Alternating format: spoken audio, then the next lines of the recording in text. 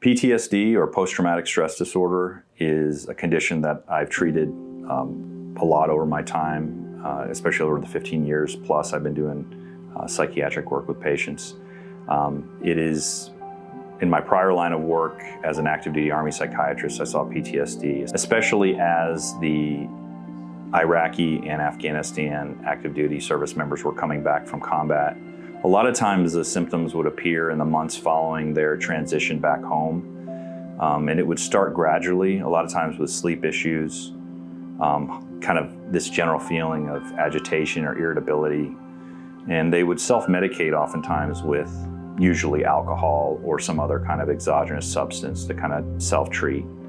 And it can quickly spiral out of control and get ahead of them, and they can get themselves into a pretty dark place pretty quickly.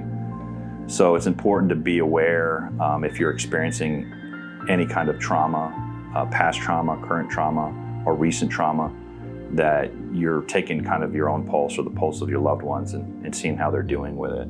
And if you're noticing behaviors changing, if you're noticing they're not doing well, or if you yourself are experiencing some of those symptoms, it's important to consider reaching out to a behavioral health professional to see if there's something you can do to get to feeling better, not only for yourself, but for your family and your community. When I was in residency at Triple Army Medical Center, I did my training in psychiatry, and we had back then, this was the time of the surge in Iraq and Afghanistan, we had a lot of our active duty soldiers that were coming back quite frequently from overseas missions.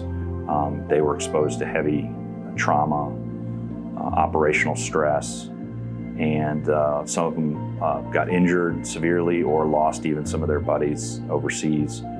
So it was a time of a lot of stress for these individuals, and we were trying to find treatment options that would be effective and help them stabilize and get back to where they could serve actively again. It was a difficult time because there wasn't a lot of good treatment options for PTSD at that time.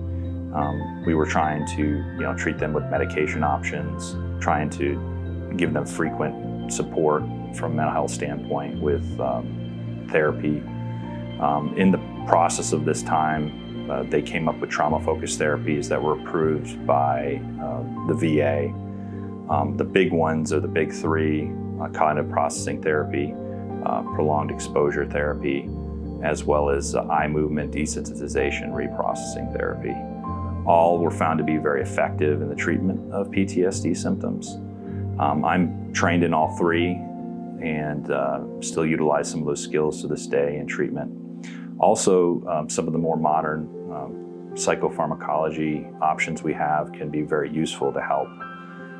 And mitigating, of course, chronic substance use is key, because that can decrease the brain's health over time and get you into a place where you're not functioning well.